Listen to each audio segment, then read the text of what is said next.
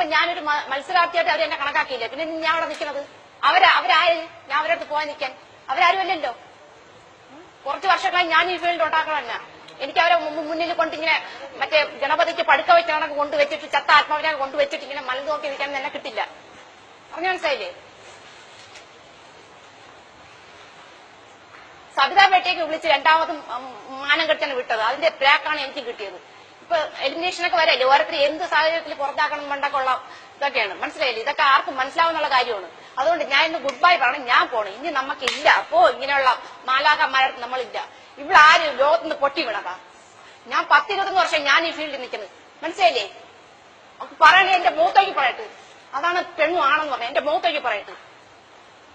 ഞാൻ നിർത്തി. വല്ല മണ്ണിൽ ഞാൻ പോയിട്ട് ഇവിടെ കിടന്ന് മുലയും മുലയും കുടിച്ചു പറഞ്ഞിട്ട് കാര്യമൊന്നുമില്ല. പറയേണ്ടത് എന്റെ മൂത്തേക്ക് പറയണം. അവള് ഞാൻ കുറെ നാളൊന്നും ഞാൻ ക്ഷമിക്കുന്നത്. ഞാൻ എത്ര നാൾ അവളെ മുമ്പിൽ കൊണ്ടുവച്ചതേ. ഇതിലെ റൂൾസ് കാരണം മാത്രമാണ്. സാധാരണ ആർട്ടിസ്റ്റ് നമ്മളെല്ലാവരും ആർട്ടിസ്റ്റാണ്. എത്ര സീനിയർ ആർട്ടിസ്റ്റാണ്. ഇവിടെയൊക്കെ മുന്നിൽ കൊണ്ടുവയ്ക്കേണ്ട ആവശ്യമുണ്ട്. അവൾ വേണമെങ്കിൽ നമ്മളെ മുമ്പിൽ നക്കിട്ട് പോട്ടു. എന്തോ വിശ്വസിച്ചു നീയൊക്കെ എന്തിനാണ് ഇത് ആർട്ടിസ്റ്റ് നടക്കണത്? നീയൊക്കെ ആർട്ടിസ്റ്റ് വല്ലതും പറയണേ മോത്തേക്ക് പറയടി. ആർട്ടിസ്റ്റ് തേങ്ങ പോലെ ആർട്ടിസ്റ്റ് എന്നെയും കൂടെ മാനം കടത്താം. നീയൊക്കെ ആർട്ടിസ്റ്റാ. വല്ലതും സബിതാപേട്ടയുടെ കാര്യത്തിൽ നീയൊക്കെ എന്നെയാണല്ലോ കുളിച്ചങ്ങ് നിർത്തിക്കൊട്ടത് ഫ്രണ്ടില്. അപ്പോഴൊന്നും നീക്ക് നാവില്ലേതാ? അവളെ പ്രാക്ക എന്നെ കൂടി ഇപ്പൊ പുറത്താക്കിയത്. എനിക്ക് ഞാൻ ചീത്തയെ വിളിക്കുമോ എന്നെ ബാ തുറക്കാം. മനസ്സിലായില്ലേ?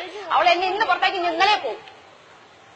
ഇങ്ങനെയല്ല. ആദ്യം പെണ്ണെന്ന് പറഞ്ഞാൽ ആദ്യം അടക്കോ ഒതുക്കമുള്ള ഡ്രസ്സിങ്ങിനൊക്കെ വേണം. ഇത് മറ്റേ മായാമോഹിനിയെ പോലെ ഇങ്ങനെ വല്ല വലിച്ചെടുത്ത് കാലിന്റെ ഇടയിൽ വെക്കലല്ലേ ജോലി.